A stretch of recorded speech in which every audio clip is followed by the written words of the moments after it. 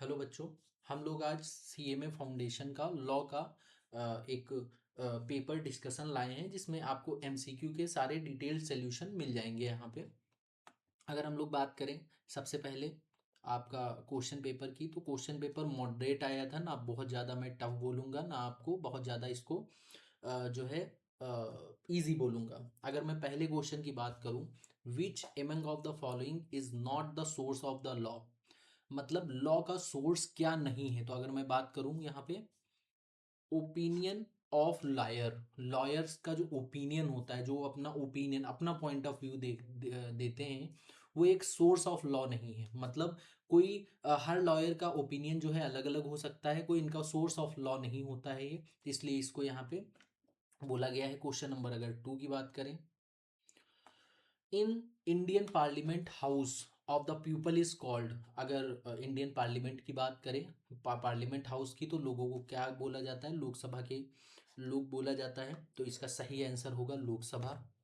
Question number 3 की अगर हम बात करें, the subject on which law can be made by both central and state, मतलब सेंट्रल और स्टेट दोनों लोग मिलके जो लॉ बनाते हैं उस लॉ को हम क्या बोलते हैं। यहाँ पे कॉन्करेंट लिस्ट बोली जाती है।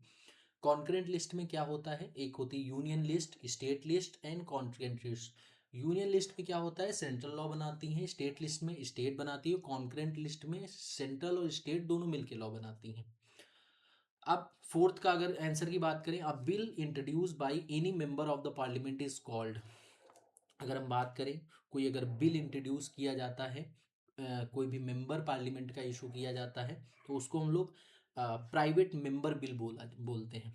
अब इसी तरीके से अगर क्वेश्चन नंबर 5 की बात करें, तो क्वेश्चन नंबर 5 एक नॉर्मल सेक्शन वाला है, आर्टिकल वाला है, तो इसमें डायरेक्टली आंसर आपको हम बता देंगे। तो फिफ्थ का आंसर बी होगा, यहाँ पे इन्होंने सी गलत लगाया हुआ है, फिफ्थ का बी आंसर सही होगा। ऐसे ही अगर हम लोग 6 की बात करें, when both parties do not have equal right and liabilities in the contract it is called, अगर इक्वल राइट एंड लाइबिलिटीज किसी कॉन्ट्रैक्ट में नहीं होती हैं तो उस कॉन्ट्रैक्ट को क्या कहा जाता है, यूनिलैटरल कॉन्ट्रैक्ट। इन्होंने काफी क्वेश्चंस गलत किए हुए हैं। A job notification by a company, अगर एक कंपनी के द्वारा जॉब नोटिफिकेशन कोई मिलता है तो उसको क्या बोला जाता है, invitation to make an offer for doing the job. Invitation to make an offer, अगर कोई नोटिफिकेशन दिया जाता है। क्वेश्चन अगर एर्थ की बात करें, तो एर्थ का B is the right answer. अब मैं केवल आंसर की पे फोकस कर रहा हूँ क्योंकि बच्चों को केवल आंसर जानना है। नाइन्थ की अगर हम लोग बात करें, तो नाइन्थ का ए इज द राइट आंसर। अगर हम टेंथ की बात करें, तो टेंथ टेंथ का सी इज द राइट आंसर। अगर हम इसी तरीके से 11th की बात करें, तो 11th का D is the right answer. अगर हम 12th की बात करें, तो 12th का D is the right answer. अगर हम 13 की बात करें, 12th का डी नहीं होगा, 12th का B is the right answer. इसी तरीके से अगर हम 13 की बात करें, तो 13 का D is the right answer. 14 का B is the right answer. 15 का अगर हम बात करें, तो 15 का D is the right answer. 16 की अगर बात करें, तो B is the right answer. 17 की अगर बात की जाए, तो D is the right answer. 18 की अगर बात की जाए, तो A is the right answer. 19 की अगर बात की जाए, तो C is the right answer. 20 की अगर बात की जाए, तो A is the right answer, quasi contract. इसकी बात की जाए, any relationship in nature of a contract but not clear contract is called, मतलब नेचर उसका कॉन्ट्रैक्ट का है लेकिन कॉन्ट्रैक्ट उसको कॉल्ड नहीं किया गया, इसको हम लोग क्वाजी कॉन्ट्रैक्ट बोलेंगे। 21, 21 की बात की जाए, D is the right answer. 22 की बात की जाए, B is the right answer. 23 की बात की जाए, D is the right answer. 24 की बात की जाए, A is the right answer. 25 की बात की जाए, A is the right answer होगा। 26 की बात की जाए अगर, तो D is the right answer. 27 की अगर बात की जाए, 27 की अगर बात की जाए, तो यहाँ पे 27 का आंसर क्या होना चाहिए, D is the right answer.